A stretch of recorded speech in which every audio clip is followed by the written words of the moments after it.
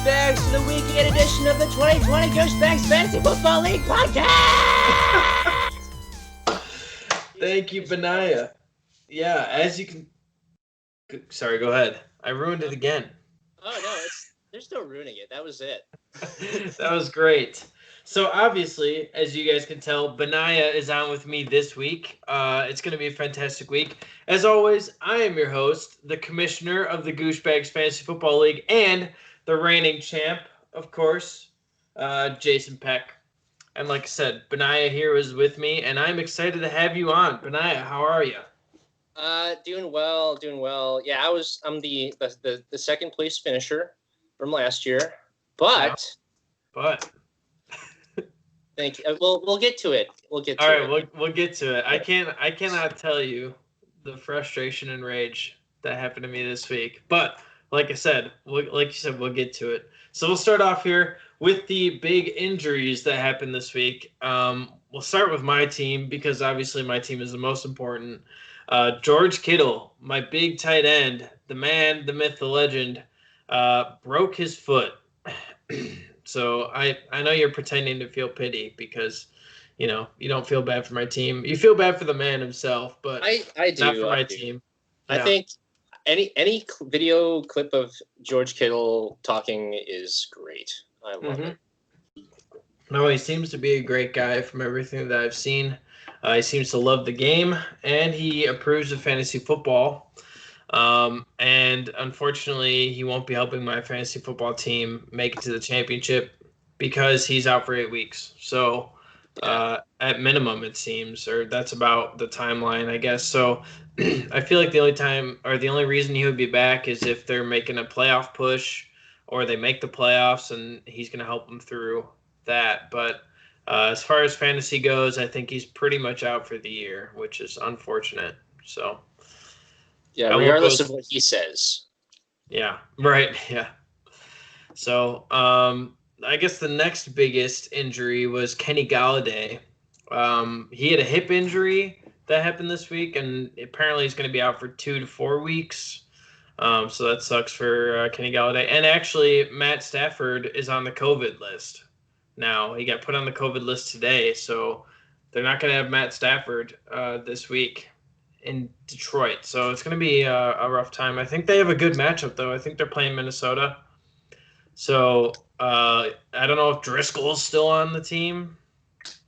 I'm just going to go out on a limb and say any matchup where you don't have your quarterback is not a good one.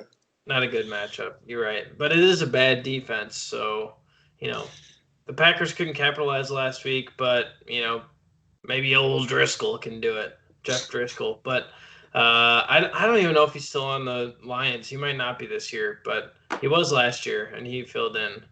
So, I don't know. We'll have to see where the Lions go. Maybe it's just down for the next few weeks. So we have Calvin Ridley, who is the next biggest name, I guess. He had a potential ankle injury. He didn't finish the game, but I don't know if I think he's day-to-day as far as whether or not he's going to play this week. And then Tevin Coleman, I think he sprained his MCL, or he had some sort of other knee injury this week. And, he was back for one game, and now he's out again. So it's down to Jerick McKinnon and the other guy over there. Well, the other guy is Michael Hasty, who's on my team. There you go. He might be a good start this week without Tevin Coleman. Yeah, I mean his projected points has been kind of fluctuating, but I think right now it's like 14 maybe. But it's been like I don't know what's gonna go on. It's all game flow anyway. I know they run the ball, but they're playing against the Packers, so that's a great matchup for running backs. Let me tell you, I know that from firsthand experience. I haven't seen any Packers defense stuff. Tell me about it. What does it look like? Oh, I mean, there isn't. There's basically nobody on the field, as far as I could tell. The offense just kind of has free will for the most part. So yeah, I mean, they're for sure their rushing defense is awful, atrocious, as you could tell by Dalvin Cook, going off for 200 yards and 4 touchdowns. But I think their pass defense is actually pretty decent. But I don't know. I mean, everybody runs against them, so I was hoping that they would make a move for some sort of defensive tackle or something at the trade deadline here, but they did not. So. Yeah, nothing really happened at the trade deadline, did it? Yeah, it was pretty sad. But I think part of the reason is because of COVID. Like, you can't get them this week, basically. You have to make it through like 5 days of COVID protocols or something before you can play. So I don't know if they would be available this week anyways. Yeah, it's true. You're paying a 1 week premium on any trade. So yeah. It better be good. And I mean, it's just not, I don't know, like, so what was I going to say? The Packers defense. Oh, yeah. Who's throwing the ball for the 49ers is my question right now. Is it Nick Mullins?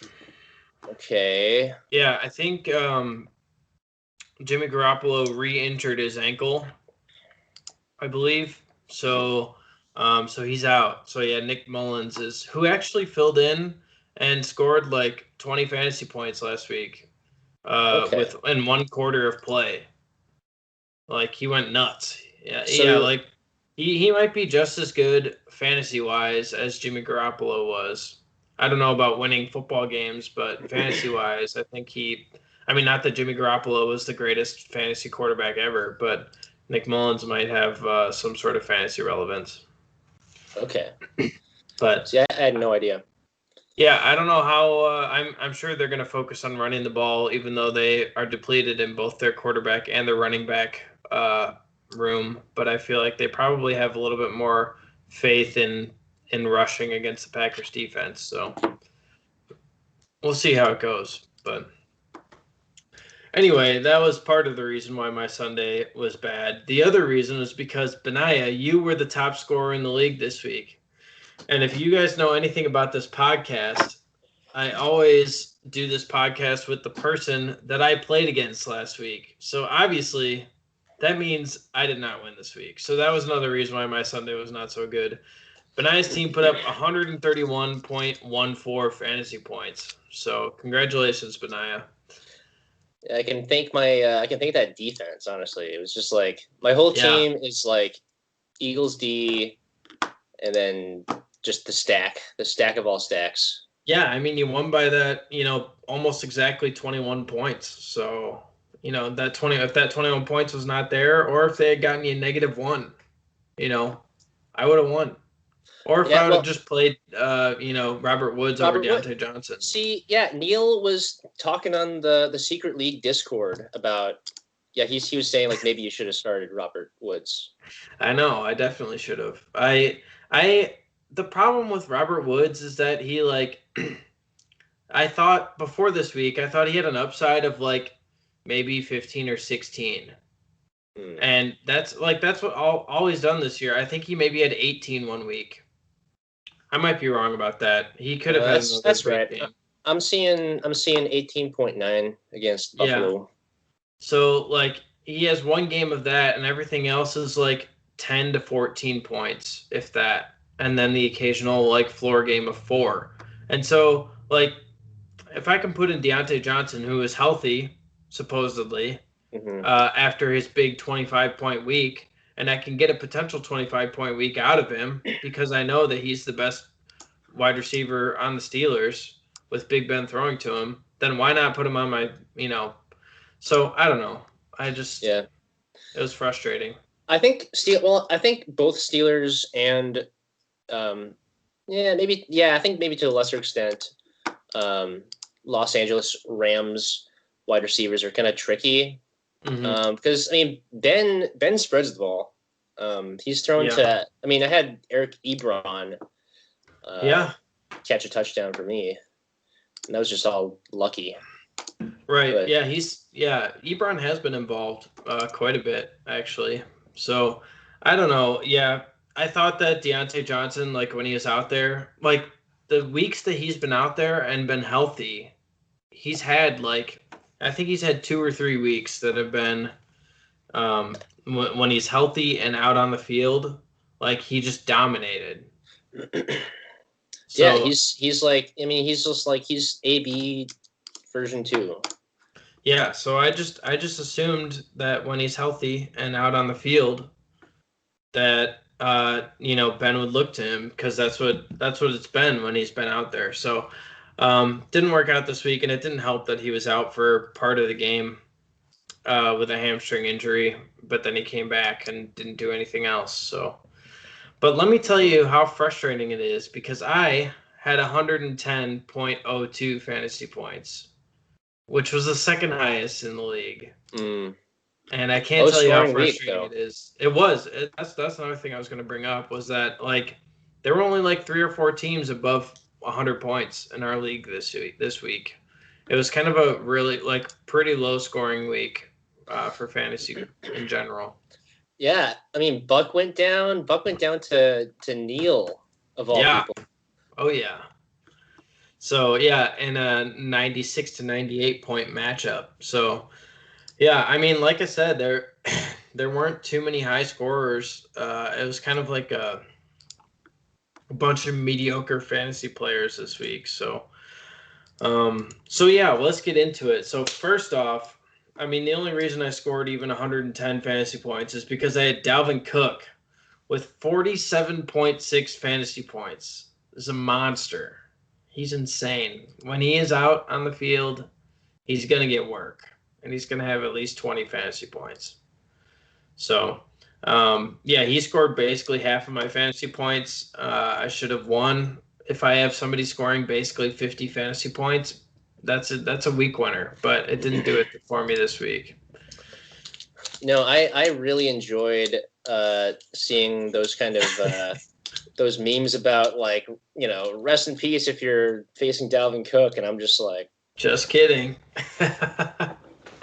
Yeah, it was frustrating because the whole day got off to a great start with Dalvin Cook getting 47 fantasy points. So, yeah, it was definitely rough to watch my team kind of go downhill from there, with Deontay Johnson getting his one catch for 6 yards, 1.1 fantasy points, and CEH getting the lesser of the two Kansas City running back points. Right. See, that was another interesting thing about our matchup. We had the two KC running backs like against each other, and I don't think we have, like, I don't know anything more about them after that week too. Like, I don't know like if you know anything more. I mean, I don't think there is much to know. I mean, from that game, like, there's not a lot of information to pull, because for some reason, even though they were up by like 3 touchdowns, they kept throwing the ball. Like, they didn't run at all. Whereas like the week before, CEH ran like 30 times or 32 times, and I don't understand why, since they were up so much on the Jets, why they didn't run. But yeah, nobody got the ball. And then I think like the third and fourth string got like a total of 15 carries. The two of them combined got 15 carries, like, which was more than CEH and Lev Bell. Yeah, see, that's tricky. I mean, like, you see the Jets matchup, and then you're like, well, I can't not start Le'Veon or CEH. Right. And then I don't know, it just doesn't work out. See, I don't know if I trust running backs in general, especially if they're not, Dalvin Cook or Derrick Henry or any of the like, if they're not like a freak, or that they're just getting the ball every time, like, I don't know. I'm honestly kind of just grateful that I have Julio and Devontae Adams, who are just I mean, they're just target guys. Yeah. Well, you know me. You know me. Yeah. I believe in targets. That's it. Targets, and you hate running backs. That's how it goes. Yeah.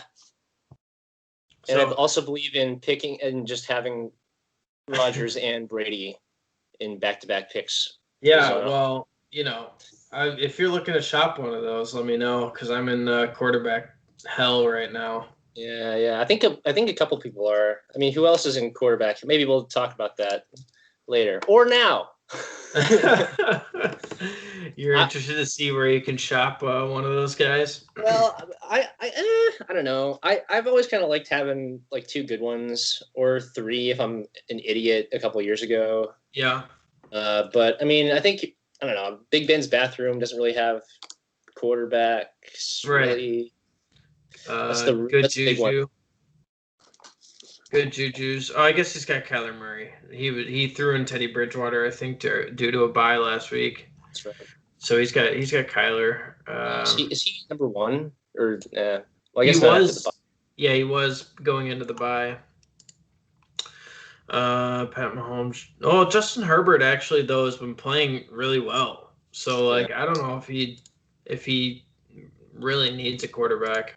I think I'm the most desperate right now. So let me know if you're interested in somebody. CEH maybe. All right, I'll think about it. I'll throw in Kittle and then. Yeah. So you can have him for a keeper next year. Let's see how this is going. I don't know, man. I still think every once in a while about my last year's second place team with Russell Wilson and Darren Waller. Yeah. And then Derrick Henry. And then just and Kenyon Drake. And Kenyon Drake. Yeah, the most important piece of the puzzle. Yeah.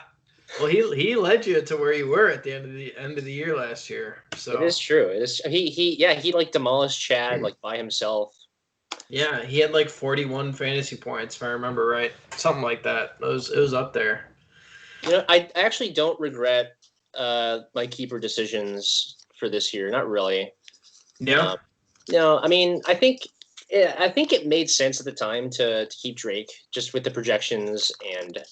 Who you could pick after right. Not spending the one on Derrick Henry. Yeah. You grabbed Davante Adams with your one pick instead, right? Yeah. So I kept Julio and then got Davante just because I wanted it to be an all targets team. Right. Targets only. Which it still is, except I got Cooper, who's kind of useless now. Well, he's been getting the targets though. He's been a lot more consistent this year than he has been any other year, even though his quarterback troubles are now. But while Dak was there, and I think when Andy Dalton comes back, I think he's going to get consistent targets at least. Yeah, I think so too. I mean, they're going to be they're going to be playing from behind and throwing the ball. That's good news for me. Yeah, exactly. So you had that Davante Adams A-Rod stack there. Davante Adams. Got you 26.8 fantasy points. It seemed that Aaron Rodgers was only throwing to Davante Adams, which, was fun when I was watching it as a Packers fan. But, I was like, maybe, you have 2 or 3 other options there. Tunyon, you could throw a touchdown to him or, somebody else. But I was like, every single time that Davante Adams caught a touchdown, I was like, yeah, that's great, but also that sucks. It's very confusing watching as a fantasy football manager and as a fan of the Packers. No, I try to avoid picking Steelers unless I have to, unless it's unless I'm getting the defense or whatever, or I mean I like I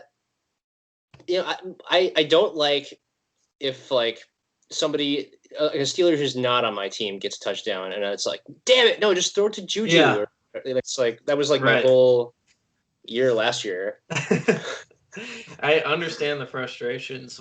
Anytime that I'm watching any game where I have a player playing, I'm just I can see them they're open, throw it to them every single time. So I understand that you want them to you want them to throw to your player, but as football players, that's not their main priority, is to appease you as a fantasy football manager. So yeah, not even if you DM them. Exactly.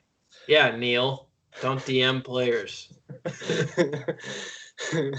I still remember that Marquez Valdez-Scantling, when Alan Lazard went out or something, a lot of people were messaging him because they were playing him on a Monday night, and MVS was he literally just tweeted out, he's I don't give a fuck about your fantasy team. Yeah, I do not care. I could not care any less than I do right now.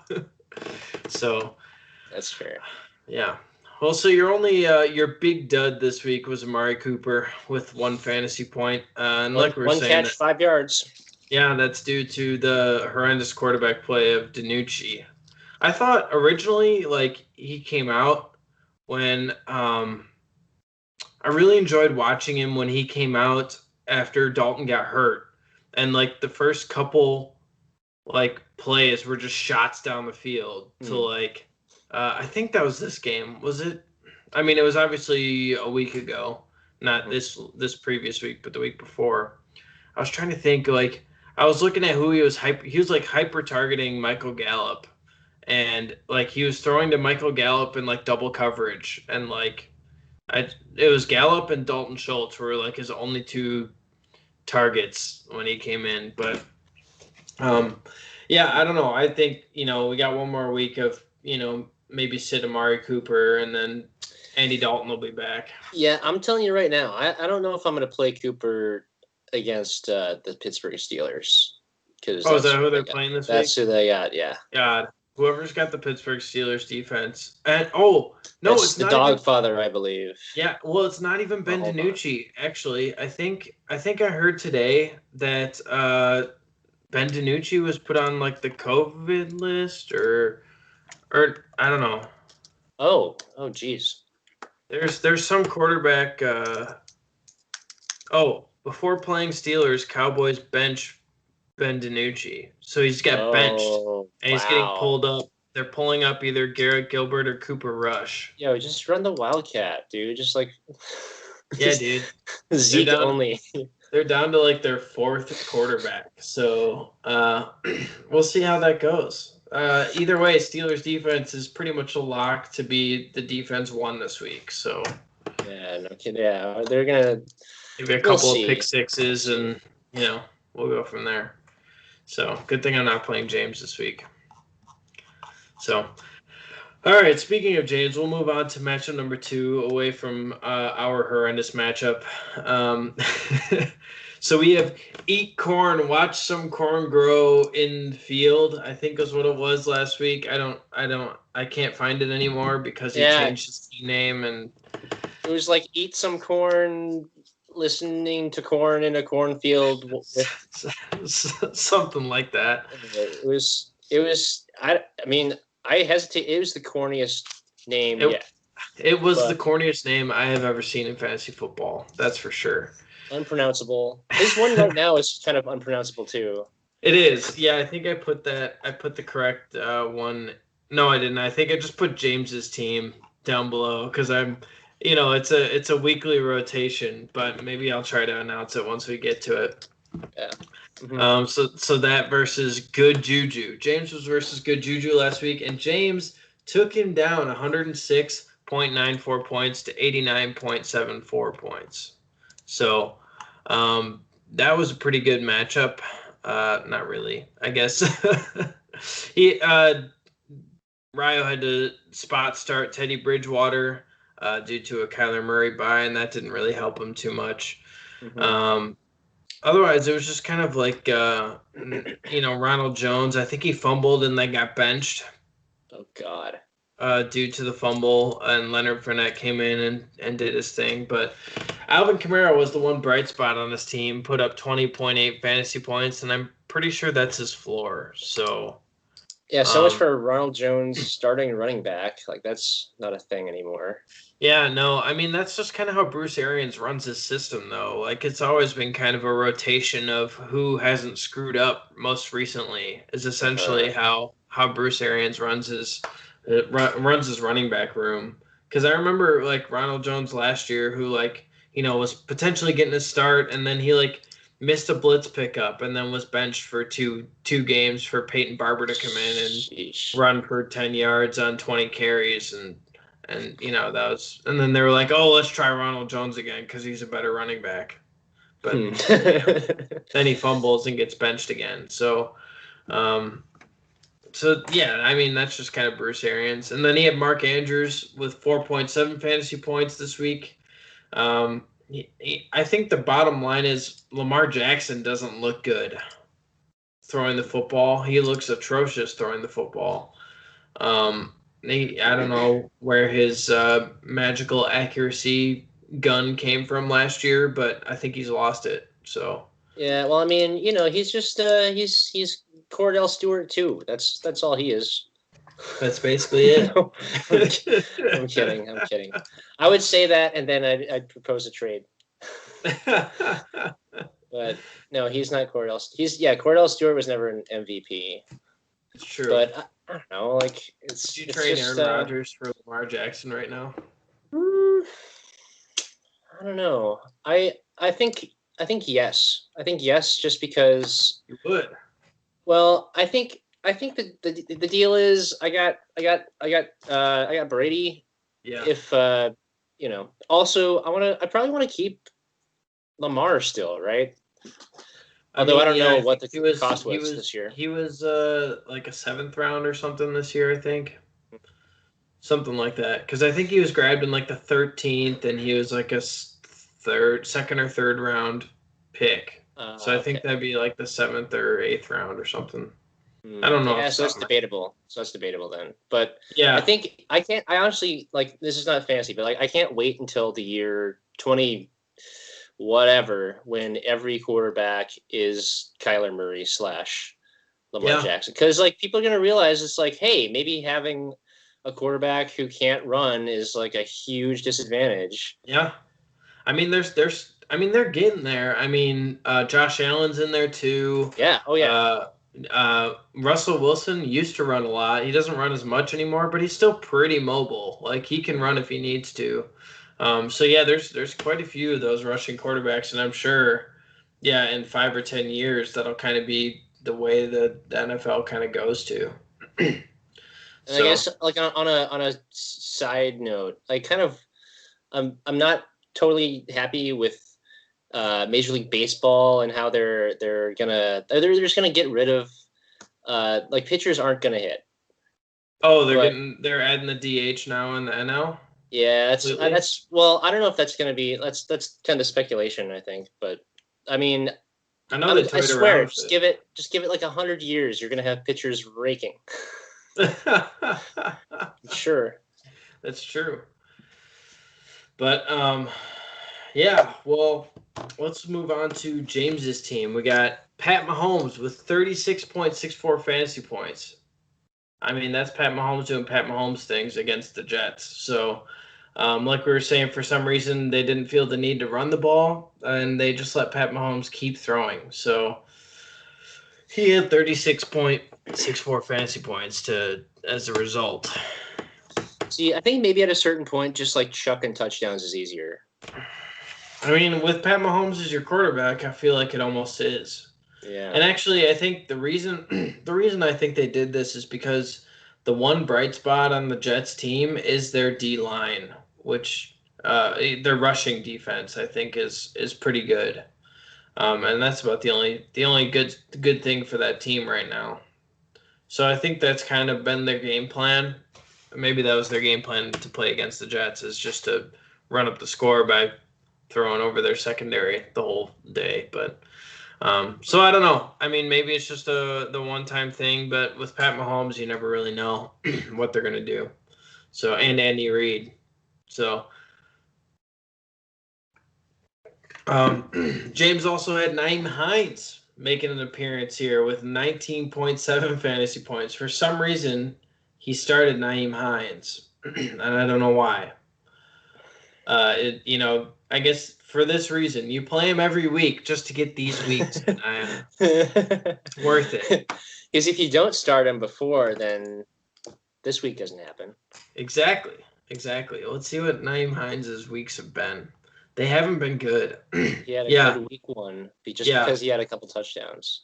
Yeah.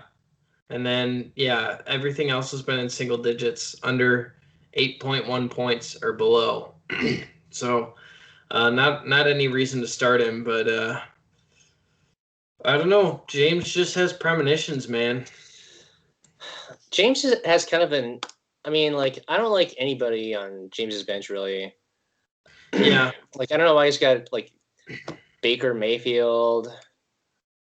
Yeah, he hasn't been good at all. I mean, I dropped John Brown because he just hasn't been good, or he's been hurt most of the year. And the reason is they never put him on IR, but he didn't play like any week. Like, let's see. I mean, he was kind of on and off, but he would like get hurt again immediately. Yeah, so he had good. The first 2 weeks were good. Then he missed the game week 3. He week 4 he had 6.2 fantasy points, and then he missed another game. Then I think he played and got 0 points in week 6, and then week 7 he didn't play. So like when he's been healthy, he's been good, but he hasn't been healthy this year. And he was never put on IR, so I couldn't put him in my IR slot. So it was always like they'd mark him out for the game so I could put him on my bench for like Saturday and Sunday, but then I wouldn't have that spot for waivers on Tuesday because then he'd go back to questionable. So like it's a frustrating cycle of, not having that bench spot. Right. Yeah, you can't really. Yeah, it's like a weird musical chairs thing. I haven't actually used any IR spot this year. You got lucky, yeah. I've for sure got one now, and I used it a couple times for when Cam Newton was put on the COVID list. Just weekly when a player's been ruled out for the week, so I can grab another person for free off of waivers, and if they do good, then I can, make an adjustment. But so yeah. Yeah, I see Cam Newton's on the waivers. Jeez. Yeah, I dropped him. I needed a quarterback this week, and I didn't want to drop Tannehill because he's actually been playing pretty well. Yeah, and Cam Newton really hasn't. I mean, I know he's got the upside, but he's got a tough schedule coming up, and I really didn't feel comfortable playing him. I don't think I would ever feel comfortable playing him again after 2 or 3 bad weeks. See, I feel like if you get negative points as a quarterback, forget Mendoza line. That's what I'm saying. And at any time, he's got Jared Stidham behind him, and Jared Stidham did not look good when he came in. But it was always the question of who was going to be the starter, if it was going to be Cam Newton or Jared Stidham at the beginning of the year. So they had the camp battle, I guess, as much as you can during COVID. But I was just concerned that if Cam comes out and has another bad throwing day, then he's going to get sat, potentially permanently for Jared Stidham. So I don't feel comfortable starting him because he had 11 points in a full game, just before that. And then he had the negative with the three interceptions. So I really didn't feel comfortable with him on my roster. Yeah, it's not like there's quarterbacks. That's the thing. Yeah, that's always. There's always streamable options, and that's how I got through the end of last year. So, too bad Ryan Fitzpatrick got benched. He was my magic. But I don't know. Maybe they'll go back to Fitzpatrick once they see Tua doing poorly. And then hopefully my Devontae Parker will have some value, but probably not. I'm not banking on it. Well, it was a rough first week against the Rams defense, so Aaron Donald didn't really help out Tua's first start in the league. So, jeez. They won that solely on their defense, so their defense wrecked shit. So, but anyway, let's get back to it. So we had James's duds. He had Adam Thielen with 4.2 fantasy points, and that's only because it was a Dalvin Cook day. So just a down week for Adam Thielen, but keep in mind that could happen at any time. So on to matchup number 3, we have Big Ben's Bathroom versus the Breeze Knees, and Big Ben's Bathroom took down the Breeze Knees in dominating fashion, 101.82 to 60.92. I don't know what happened with Adam's team here. Just atrociousness all around. All right, question. Do you think Adam getting Des Bryant is going to make the difference? Yes. He's his lucky charm, obviously. Look how well he did this week. Did he make the team? With the 0 points he put out, he's at least within 10 points of everybody that played on Adam's team this week. So shit. Ouch. I nicknamed his team Single Digits McGee this week. So not that made any sense, but yeah, I mean, I don't know what's going on with this team. It was just I think just tough matchups for most of them. I mean, I guess. Cursed. What's up? He's cursed. Yeah, I guess so. I mean, I don't know what happened. Like, he's got a great lineup. Carson Wentz, Zeke, Mike Davis with Christian McCaffrey out has been fantastic. Tyler he was Lockett projected to win this thing, and he got like half of what he projected. Yeah, it was a bad week, and I don't know what to tell you. It's just one of those weeks, I guess. If I had a week like this in fantasy football, I would be devastated. 60 fantasy points. Look, I'd be asking myself shit like what does it mean though? What is it? 60? Wait, when did he pick up Des Bryant? I don't know. Like October 28th. That was last week. 28th. Oh, that's his bad luck charm. You better get rid of Des Bryant, man. And you know what he did though? Maybe I shouldn't tell you this. Nah, I shouldn't tell you this. Another trade request. No. I can't. You don't. If you're at the commission, and you feel like you got information that shouldn't be, mine. Oh no, it's out there. It's out there, but I don't. It's everybody's information, but I don't know if everybody's seen it, and I want to keep it a secret. Okay. All right. Well. But I might as well just. He dropped Jarvis Landry for a waiver pickup instead of Des Bryant. Oh no! I saw Jarvis Landry on there. Yeah. And I know I'm not gonna get. I got no dollars, so I'm like. Oh yeah, that's true.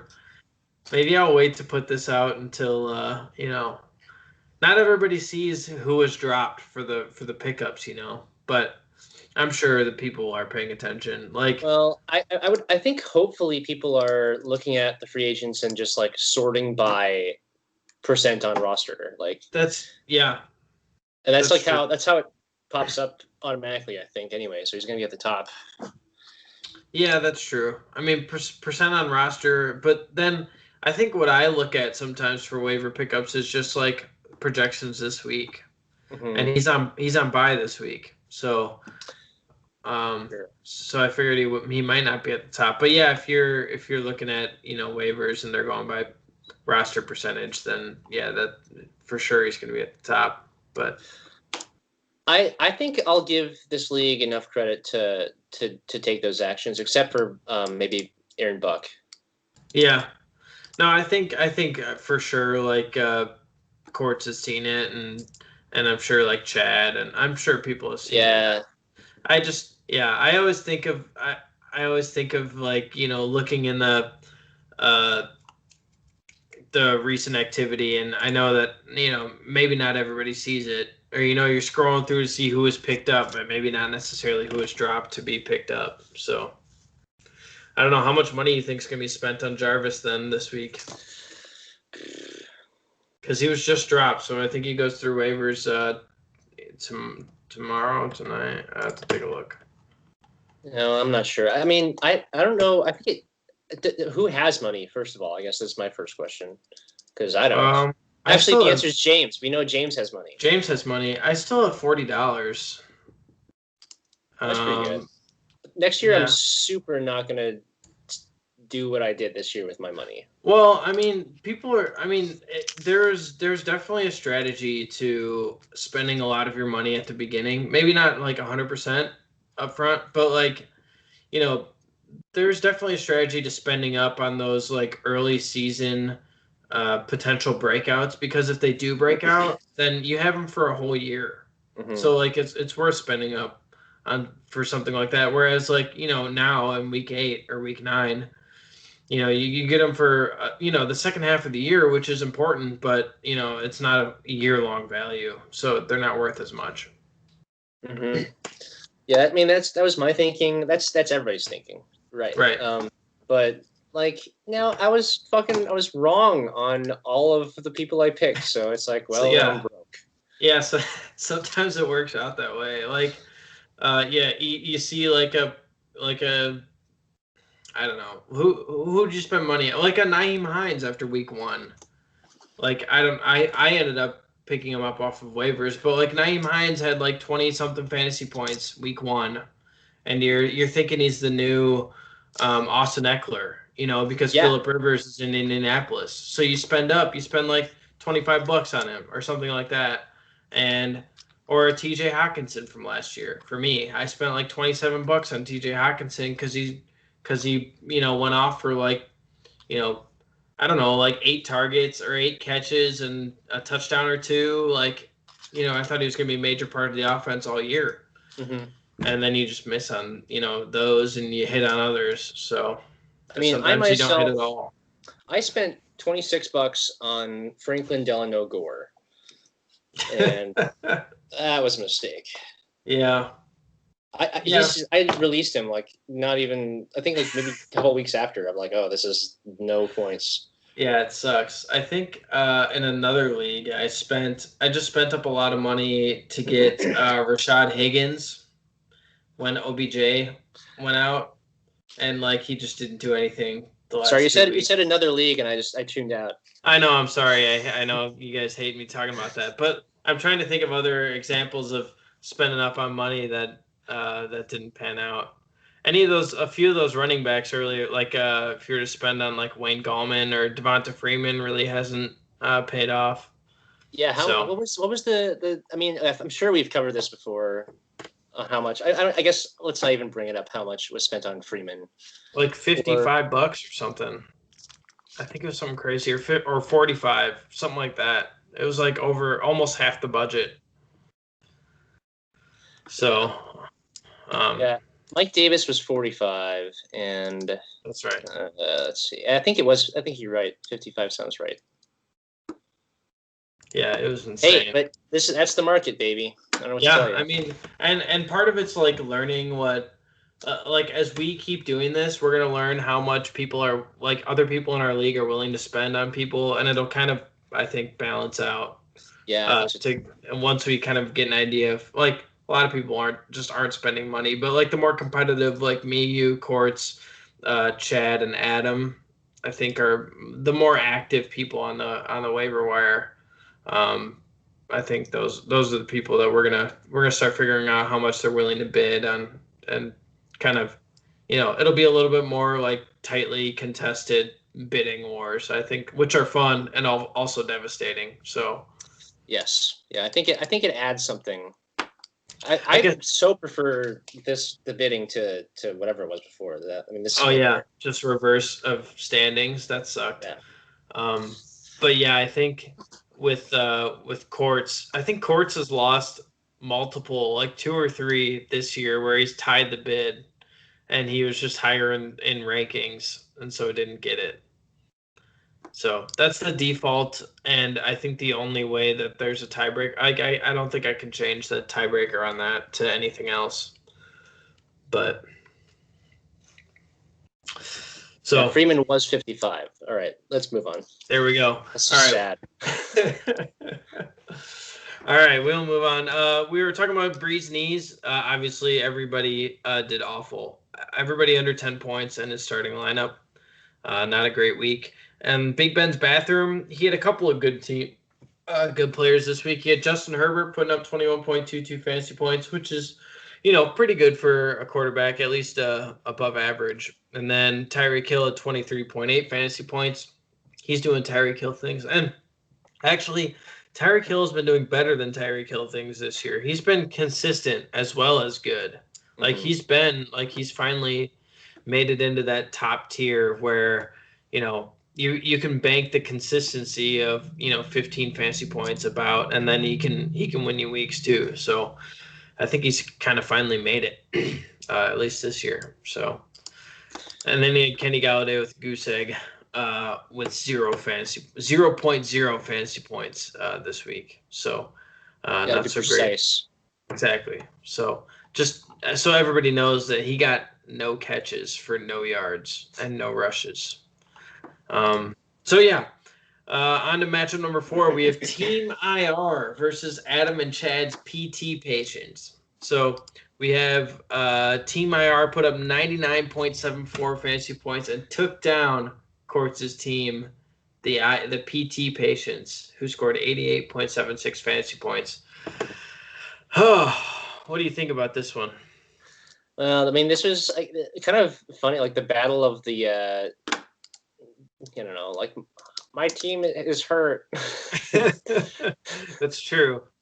The team of full IR, I guess not full, but close to full IR slots here. The hurt running backs and the fill-in running backs. That's all this is. Mm-hmm. Well, I mean, I think like Quartz's team like this week looks really good. I think he's just gonna start winning again. So I'm glad that somebody's trying to I'm not glad. Yeah, he needs to be put away because he's getting CMC back this week, and I'm playing against him. So yeah, that's rough. That's rough. But we'll get into that. We'll get into the future matchups here. But getting ahead of ourselves. Yeah. Team IR here. Well, I guess no. We'll go with Quartz's team since we were on it. He had Brandon Ayuk scoring 19.1 fantasy points. I think Brandon Ayuk was the only pass catcher on the 49ers since George Kittle was also out. So he can't play this week. Brandon Ayuk cannot play this week. He was just recently put on the close to COVID list or whatever. Somebody on the 49ers tested positive for COVID, and Brandon Ayuk was considered a close contact. So he cannot play because they have to go through 5 days of clearing before they can play. So both teams are riddled with COVID players, and they're playing tomorrow night. So that'll be an interesting game to watch for sure. We got Dallas Goedert in the duds category for Quartz. He had 2.0 fantasy points, and DeAndre Swift. Dallas Goedert, that was his game back from injury, so he was out for 3 or 4 weeks before this. So he's still on the mend and he's trying to get back into game shape. But then sorry, go ahead. Were you gonna say something? Oh no. You know what? I'm gonna grab some candy actually. Go for it. So we also have DeAndre Swift, who had 3.8 fantasy points. Dude, just pass some of that my way. Thank you. Was it a Twix? That tastes delicious. I got a Twix. Yeah. This is the best bag ever. Anyways.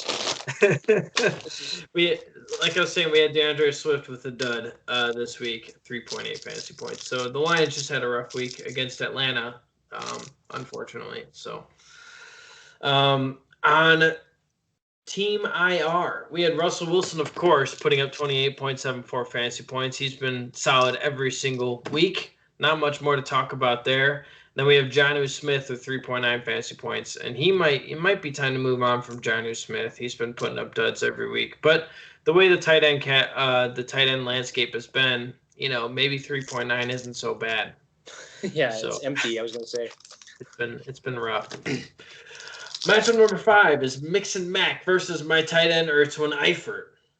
Now this was the tightest race this week. We had 98.22 fantasy points for Mix and Mac and 96.84 fantasy points. This was decided by 1.5 points. So that was a good race. We had Mix and Mac had Gio Bernard in the studs category with 21.3 fantasy points. And once again, Gio Bernard filling in for Joe Mixon. He's going to produce. So he's been always good in Joe Mixon's absence. He deserves a contract somewhere else where he's going to get the full workload and not be behind Joe Mixon all the time. Mm-hmm. Well, I mean, Joe Mixon had his breakout year finally, and then Gio's got to move on or something. Also, credit to Neil for his stud being the guy that he picked in the draft. Good job. That's true. Yeah, the last 2 weeks, I think he's been a stud. So, congratulations for your one pick coming through for you for the 2 weeks you need it. So, in the duds category, unfortunately, he has Jonathan Taylor. Oh, I'm sorry. This was supposed to be Jonathan Taylor's breakout week. He was supposed to have a great week, and it was a good matchup. Who was he playing against? I should have it up. Detroit, yes. Detroit. He should have smashed Detroit. But, unfortunately, Jonathan Taylor did not look good, and Nyheim Hines took all the work, and Jordan Wilkins took all the work. There was nothing there for Jonathan Taylor to do. So, I don't know how to feel about Jonathan Taylor going forward. He's got a great schedule, but the way he's been used has been pitiful. I mean, I don't know. He doesn't look great. I think he was kind of banged up. Maybe I think Phillip Rivers came out after the game and was mentioning that he might have been banged up. So maybe with a week to heal here, he'll be right as rain. But on team my tight end Ertzwin Eifert, we have DK Metcalf once again putting up 34.1 fantasy points. Him and Tyler Lockett have been having alternating weeks. So next week, expect Tyler Lockett to be on this show with a boom week, and then DK Metcalf is going to be in the duds category. Just so you guys know, it seems to be every other week. DK Metcalf looking great out there. He's truly a man among men. And then we have Travis Kelce, of course, every week putting up massive numbers with 20.9 fantasy points. Like we were saying, in the tight end landscape, Travis Kelce is now really the only one you can rely upon every single week to put up good numbers. So I just like how Buck has Gronk as well. Gronk has been playing well too. The last 3 or 4 weeks, he's had a touchdown each week. It's unfair, really. I don't know. Buck, he drafts so well. I don't know how he does it. He drafts really well, and then he doesn't touch his team the rest of the year. Yeah, I got 3 moves from him. I think one of them was to get Gronk. I don't think he drafted Gronk, did he? Maybe he did. He might have. Oh, you know what? I think he did, because I gave him crap for drafting 2 tight ends. But I've been having 2 tight ends on my roster all year, so I can't really say much. I think he took Gronk at a point where I was thinking about it, but I'm thinking I'm okay with not getting a tight end, a good tight end. Not really. It's because they just get hurt or they're not good, unless they're Kelce. That's true. I mean, yeah, George Kittle has gotten hurt each of the last 2 years, so and Mark Andrews hasn't been great. So, I mean, yeah, there's definitely the potential of bust up in the upper echelons, but I mean, I'll tell you what, when George Kittle was healthy, it was definitely worth having him.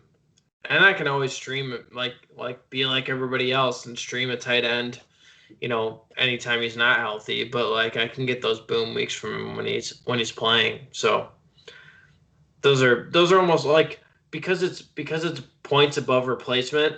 Essentially, it's I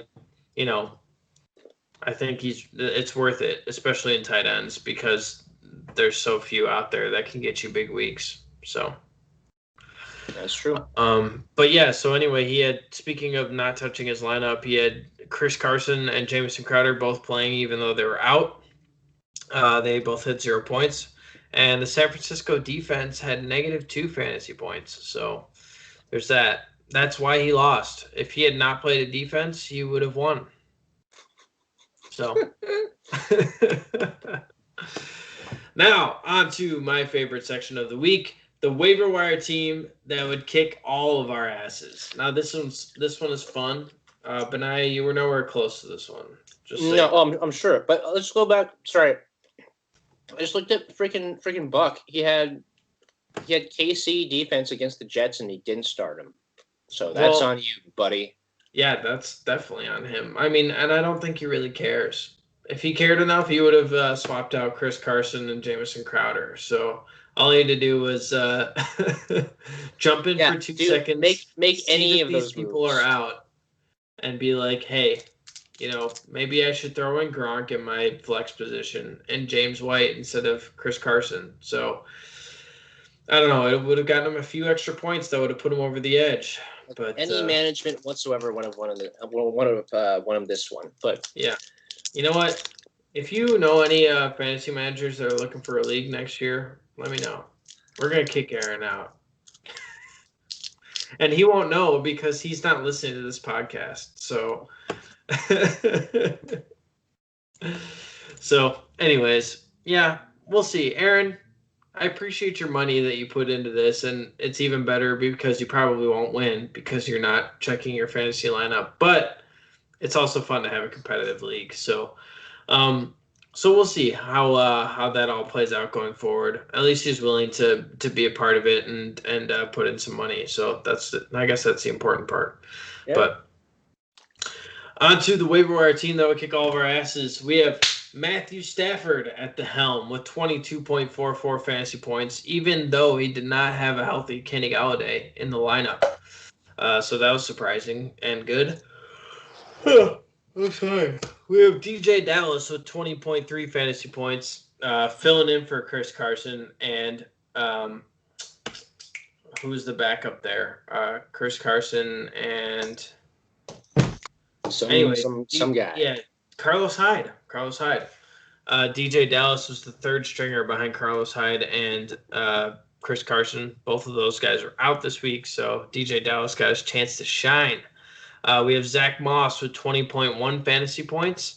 We have Curtis Samuel at the wide receiver position with 19.4 fantasy points on the back of like 2 touchdowns on 3 catches or something like that. Something insane. And then Mecole Hardman at 19.1 fantasy points in that Jets blowout. We have Taysom Hill at the tight end position this week with 13.5 fantasy points. He had a long touchdown catch from Drew Brees. And then we have Jordan Wilkins in the flex spot at 19.8 fantasy points. The Dolphins D put up 18, and Ryan Suckup put up 15 fantasy points. And all in all, this team would get you 167.64 fantasy points. So they beat you by 30 this week, Benaiah, 35 even. Yeah, that's a good week from them, I say. Yeah. So waivers are 7-1 for the year. I'm still kind of shook by that one. Wait, who beat him? Was it Ryo who beat him? Brandon beat him. Brandon. Oh, yeah, of course. Which is even more shaking, more crazy. More crazy. But, all right, are you ready? I haven't even looked at these matchups this week, so we're going to be looking through them together. Are you ready for matchup predictions this week? Yeah, we're in the same boat here. I think, this is going to be really good and concise. For sure. So we have last week we had Brandon who beat me 4-3 in the matchup predictions. So hopefully I can do better this week. Take down Benaiah in this matchup predictions. The only one that I have guaranteed locked and loaded is that Feast Mode is going to win this week. So obviously I pick myself each week. And if I can get a good streaming week from Derek Carr, I think that'll lead me to victory because I think now that I have Dalvin Cook and James Robinson back in full force, even though he has Christian McCaffrey, he does not have a second running back. And I think Keenan Allen against Las Vegas, Deontay Johnson can hopefully put up a good game against Dallas. Robert Woods is on bye this week, otherwise I'd be playing him. But I'm hoping for that boom game from Deontay Johnson because I know I'm going to at least get a solid floor and potentially high ceiling from Keenan Allen. So I've got me locked and loaded this week. Yeah, so I don't think I'm gonna. I think I'm gonna pick Quartz here. Yeah. Yeah. Well, I think. Well, I guess we'll see how Josh Allen does against Seattle. I think he can probably rack up something. I think so too. And Christian McCaffrey's back. You can't understate that. He's it's against Kansas City though. You think they're gonna ease him in? He might be eased in. I wouldn't. I would toss him into the fire because he's He's Christian McCaffrey. He's Christian McCaffrey. I mean, you play him every snap before, so. Yeah. They were saying that Mike Davis might have carved a small role, and I'm hoping he has because I don't want Christian McCaffrey thrown into the fire.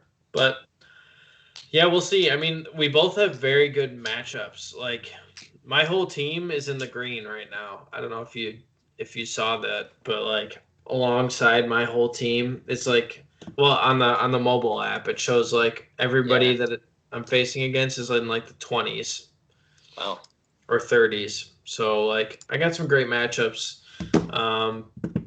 So, I don't know. I think my team has potential to boom, but who knows if that, will actually happen. I mean, I think your team has, just Cook and Robinson. They could just both go off and just win it outright at the end. Yeah, well, I hope so. And now that I've got both of them on back from bye and they're no buys for the rest of the year, now is the playoff push. I got my 2 stud top 5 running backs locked and loaded here, so I'm stoked. So we'll see how it turns out, but you are going with Courts? I am going with Courts, yes. Going with Courts. All right, well, we're not going to tie. Well, we could still tie, but, at least we're not going with the same picks. So, matchup number 2, I got 99 guys, $99 guys, and only spent 1. Versus Big Ben's bathroom. So let's take a look here. Oh, we got Justin Herbert against Las Vegas. That's a pretty good matchup. But Pat Mahomes versus Carolina, and the way he threw the ball like 40 times, even though they were up 21 points last week. Pat Mahomes, I think, has got that matchup on lock. Aaron Jones might not be playing this week. Yeah, he's got to figure that out. Yeah, hopefully he swaps it out here. He's got Kareem Hunt on a bye. I don't know if he's. Yeah. So what does he got to do? He's got to put Singletary. In there and then throw in whoever, Slayton maybe. Yeah. Or John Brown maybe if he's feeling healthy. Jarvis Landry, no. Jarvis Landry, yeah. Too bad he doesn't have Jarvis Landry. No. He could pick him up, though. I might have to up my bid, man. I don't know. I would really love to hype up Jarvis Landry. I'll hype up whatever free agents that you want to hype up just because I got no money. So I got nothing. It only benefits me. Yeah, well, I don't want. Yeah, for sure, because all of us spending the rest of our money definitely helps you. So don't hype him up, please. I shouldn't have even brought it up. Now I'm concerned. But no, so he's got. Big Ben's bathroom's just got some great matchups this week. Like he's offsetting Patrick Mahomes with his Tyreek Hill a little bit. So any points that Mahomes has might be going towards Tyreek Hill. He grabbed Dexter Williams off the waiver wire to play against San Francisco tomorrow night because both Aaron Jones and Jamal Williams and A.J. Dillon are out with COVID. A.J. Dillon has COVID. Jamal Williams was a close contact risk, so he is out for the game until he gets cleared. So Dexter Williams is the running back against the number 1 rated San Francisco defense. So never even heard of Dexter Williams. I only have because I'm a Packers fan. But yeah, it might be a mix of Dexter. Dexter Williams is more like the running back, and Tyler Ervin is more the gadget style. So it might be a not quite lightning and thunder, but whatever the lesser version of that is. I don't know. I think I like Will Fuller against Jacksonville this week. That's a good matchup. Adam Thielen against Detroit should be good, unless it's all Dalvin Cook again, but I doubt it. They're going to go back to Adam Thielen. He just doesn't have any running backs. Mm-hmm. I'm going to have to go with Chad.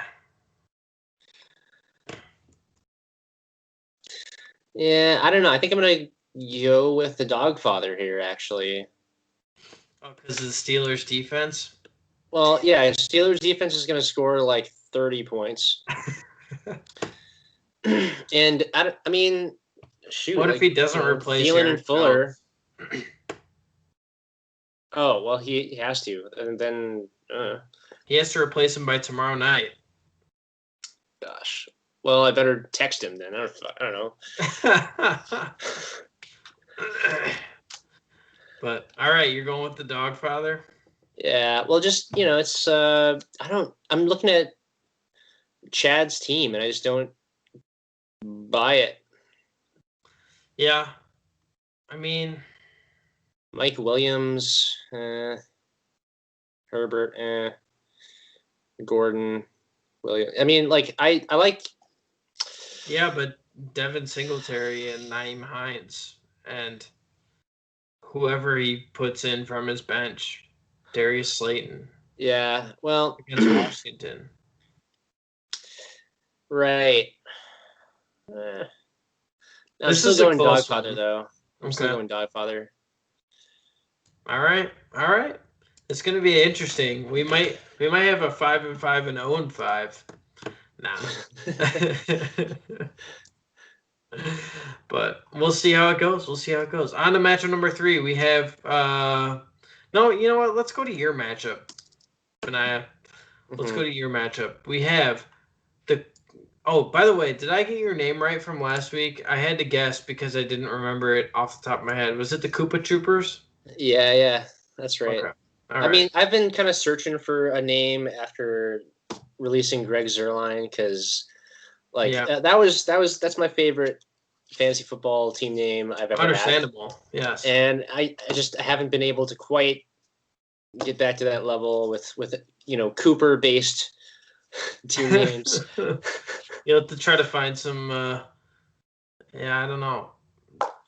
You have to try to find something. It doesn't have to be Cooper. It could be something else. No, I mean, I thought Thomas the Tank Engine was kind of funny when Thomas the Tank Engine was good 1 week before my team got good again somehow. Well, the thing about our division is that like everybody's 4-4. Mm-hmm. Like the bottom 2 in the East. I guess no, you're not in my division, but like you guys are 4-4, and I think there's 2 5-2 teams or something. Like everybody's either like a game or a game and a half down, or game or 2 down. I guess is all it is. Yeah, it's Metzler. It's Metzler at 6-2, and then Rio at 5-3, and then the rest of us are even. Yeah, so like everybody's still in the hunt, man. Yeah, it's scary. Yeah, which is why this week is pretty big for me. It is. It's like really big. It's a big week.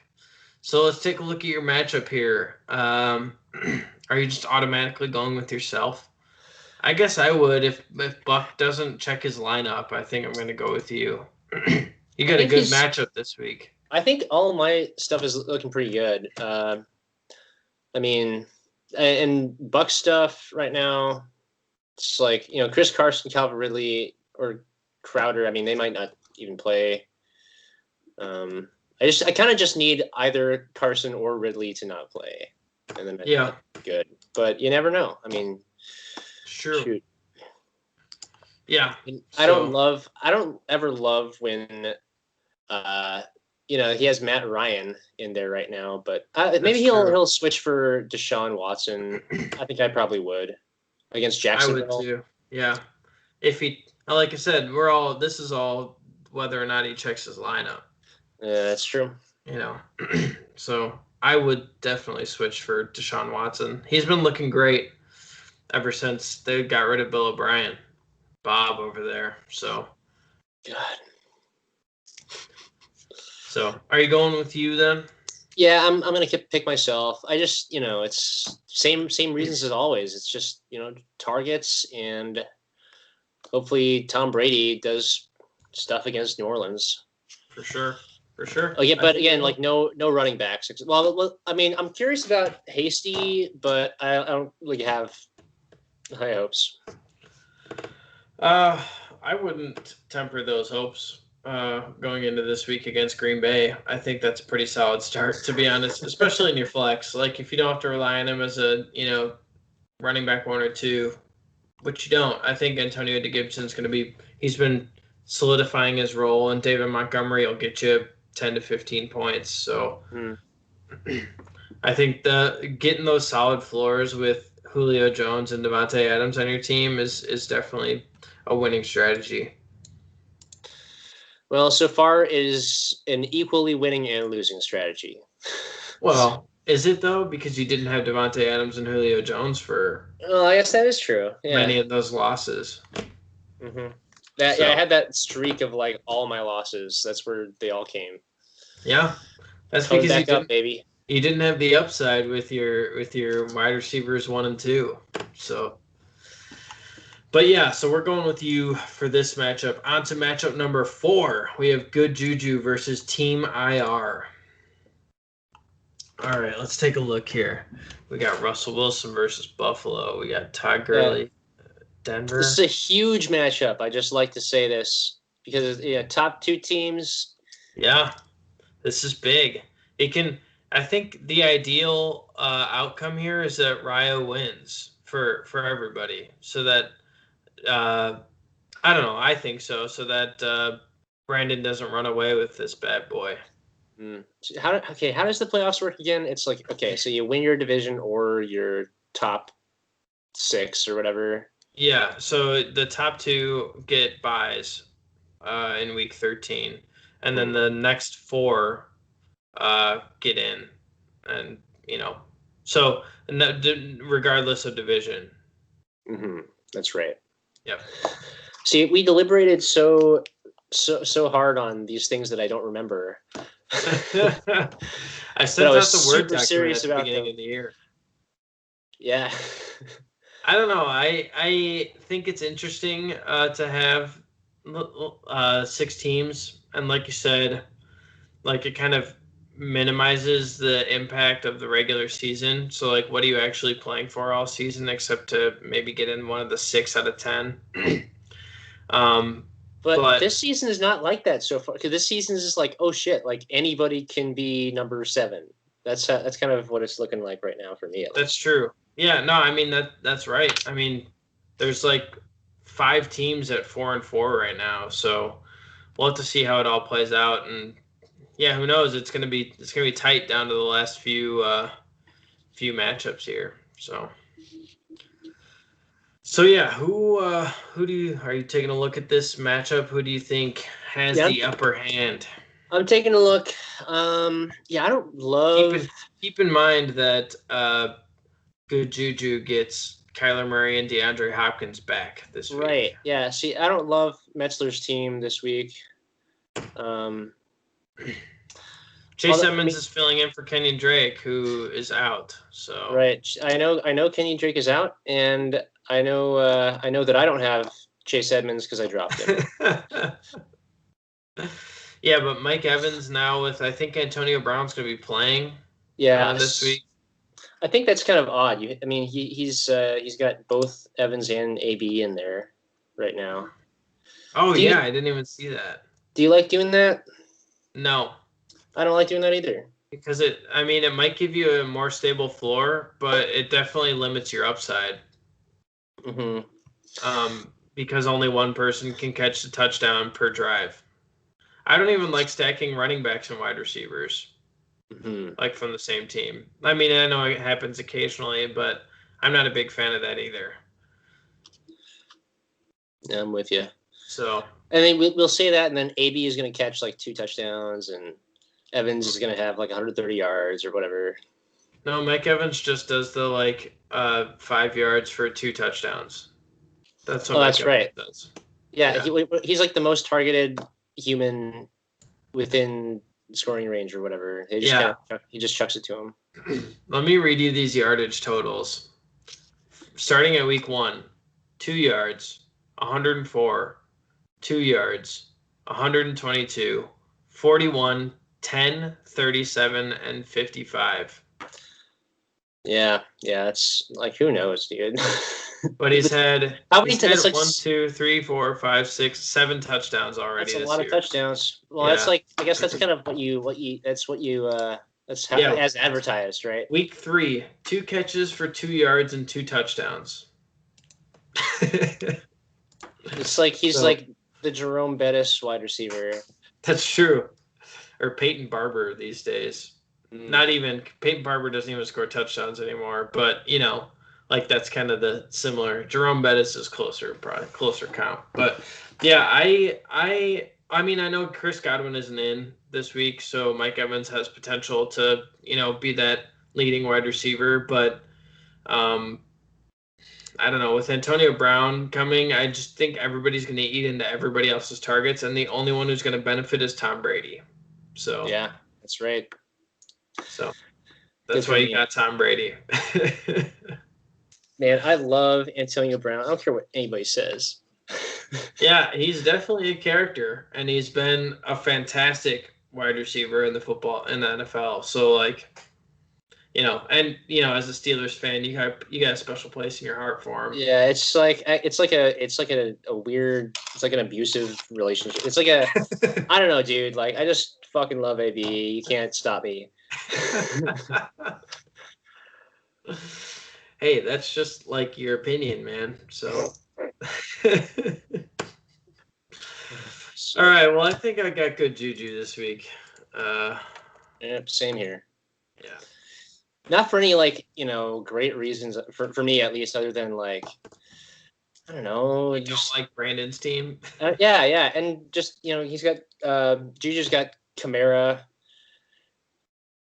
Yeah, he's got Kamara and he's got Kyler Murray and DeAndre Hopkins. Yeah, that's probably. I mean, I don't know. Is that the best stack there is?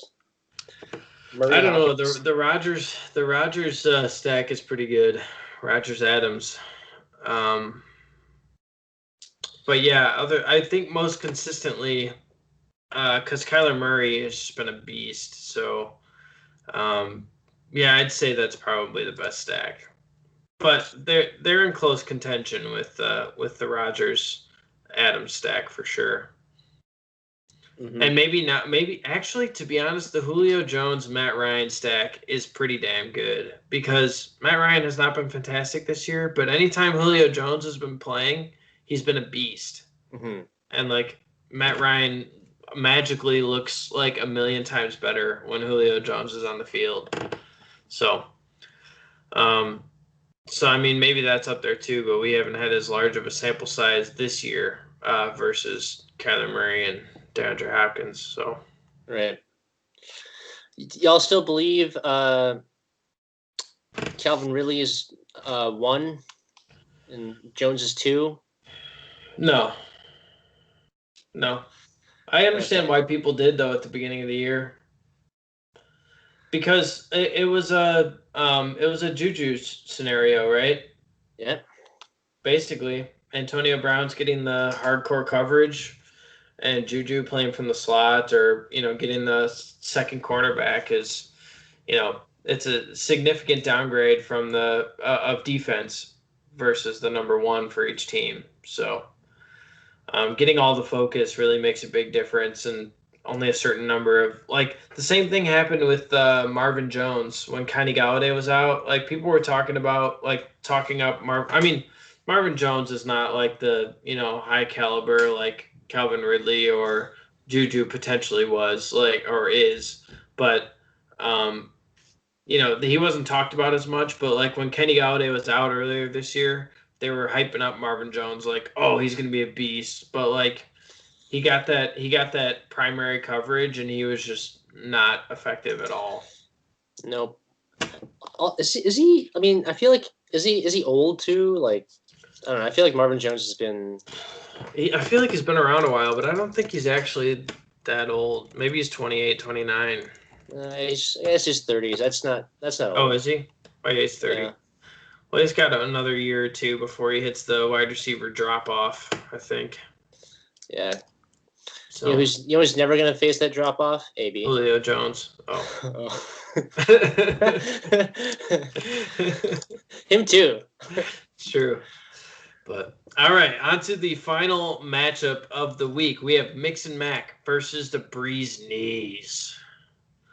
Let's take a look here.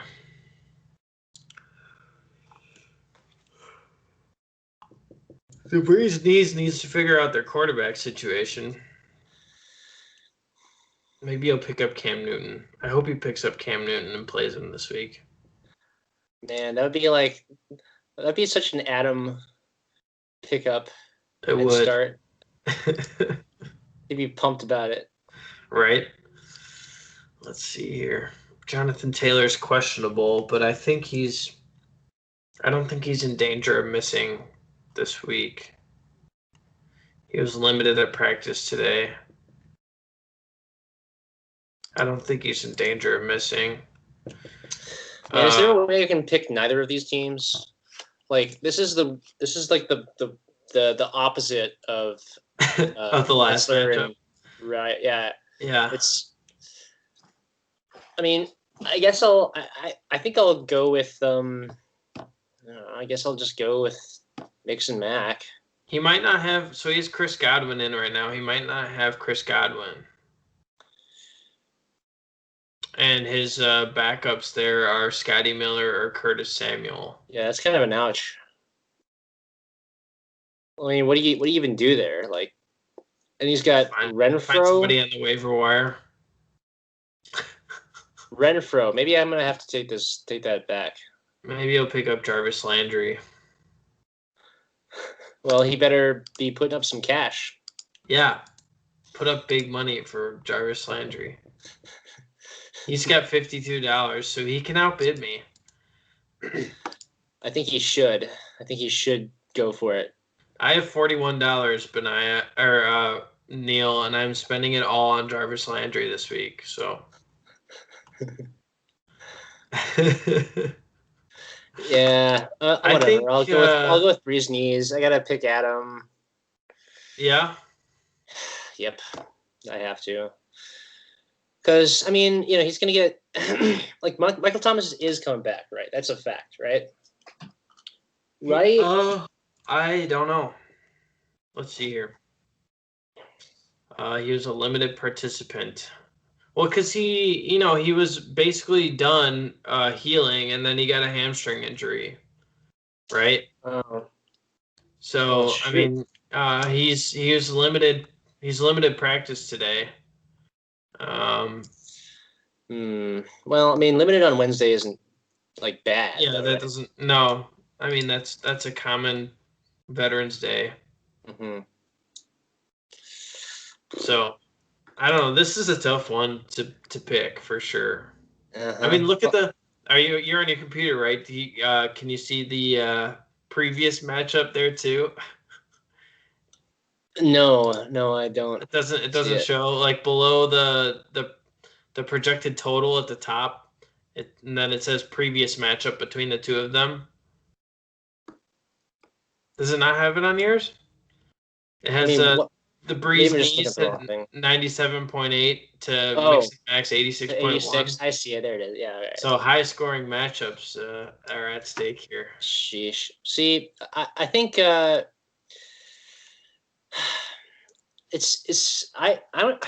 like questioning whether or not like you have to start Zeke, I guess, but like it's not. Maybe Zeke gets Pittsburgh? A touchdown or two. Yeah, that's what I'm saying. Right. Like, that's going to be tough, too, because they're going to – like, Pittsburgh knows the plan, right? Zeke has been in single digits the last 3 weeks. Since Dak got hurt, he's been in single digits every week. Yikes. Oofda. That's bad. I don't know if I'd even trade Clyde Edwards-Helaire straight up for Zeke right now. Damn.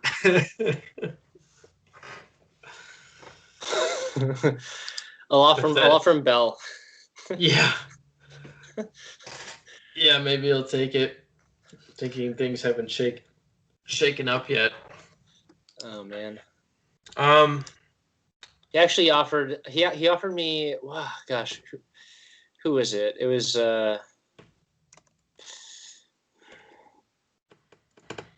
Well, we were. No, never mind. I guess that was something different. You guys are just messing around. Yeah, there wasn't actually a formal trade offer. Yeah. For Le'Veon. Yeah, I feel bad for calling him out last week because he didn't send a formal offer. He just he sent me a message and he was like, "Well, what do you think about this?" And then I kind of berated him via message. I was like, "Adam, this isn't even close to what I'm gonna ask for James Robinson." So, and then he never responded to me, so I kind of felt bad. Oh, okay. So he just sent out the feeler and then was rejected. Shot down. Yeah. Okay, I think that's okay to do. I think that's not totally bad form. No, I mean it's good. It's probably better than shotgunning out, trade proposals and whatnot. So yeah. But all right, I think I ended up going. I think you convinced me to switch back to Mix and Mac. Actually, yeah. So I'm going with Mix and Mac this week. Although this week is a Tyler Lockett week, because last week was DK Metcalf week. So, shoot, now what? No, bad matchups for Zeke. He needs to figure out his quarterback and his defense right now. I'm sticking with Mix and Mac. Mm-hmm.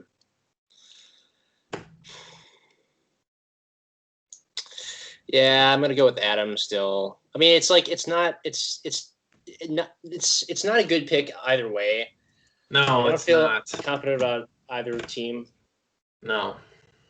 But for all I know, Leonard Fournette could just score some touchdowns. That's true. He's the starter for this week because Ronald Jones, fumbled last week. So Fournette's going to start until he fumbles or misses a blitz pickup or something. So. But, that was a great note to end this podcast on, that awful matchup going forward for next week. So we made it. We made it through. How's it feel? It feels pretty good. I think, I mean, I don't know how I feel about, I think I picked James against Chad. Yeah. Yeah, I don't know. I'm reconsidering that a little bit. But you know what? Since it's Chad specifically, I'm gonna decide this the only way that is necessary for making big decisions, which is a coin toss. All right. Ready? Heads. Wait. Heads is what, and tails is what? So heads is Dogfather, tails is Chad. And what does heads and tails look like? Heads looks like this is President George W. Bush, and on the back George we have Ellis Island, New Jersey. You can. All right. Perfect. So, all right, here we go. All right. Did it land on its side? No. So it's Chad. It's Chad. All so right. I'm gonna go with Chad. Big Ben's bathroom it is.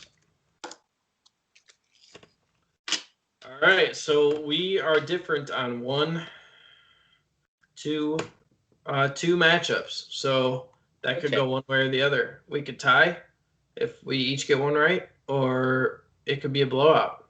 Enough difference to make it interesting. That's true. That is true. So, Benaiah, thank you so much for joining me this week. I hope you enjoy your candy. I have plenty of candy here as well.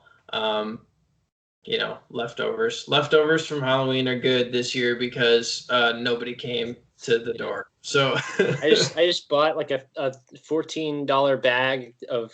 This has all the best stuff, and I've just been picking out. It's been my meal. Yeah. So Christina's favorite is Reese's. So we got. We got a bag of an assorted pack of everything. It's got the Almond Joy and the. Yeah. I got that bag downstairs actually. Mm-hmm. And then we got the pack. We got one bag, 55 pieces of just Reese's, different assorted Reese's style. So there's the white chocolate ghosts Reese's. There's the pumpkin Reese's. There's the fast break. Oh, excuse me. Does fast break have a pretzel or something in it, or nougat? Oh. Yeah, it's delicious. That is my favorite by far of all of these. They have, I think There's the one with the pretzels, but I don't know what that one's called. That's not the fast break, I don't think. And then there's the Reese's with the pieces inside of it, which are all right. But yeah, I mean, in general, it's a solid Reese's like pack. So, It's nice. So we've been chowing that down for sure. But for the rest of you, I hope you guys are enjoying your leftover candy, and good luck this week. I'm going to kick all of your guys' asses. I'm planning on keeping my $10 next week. So, yeah, we'll see how everything goes. But in the meantime, good luck, and I'll catch you guys later. Peace out.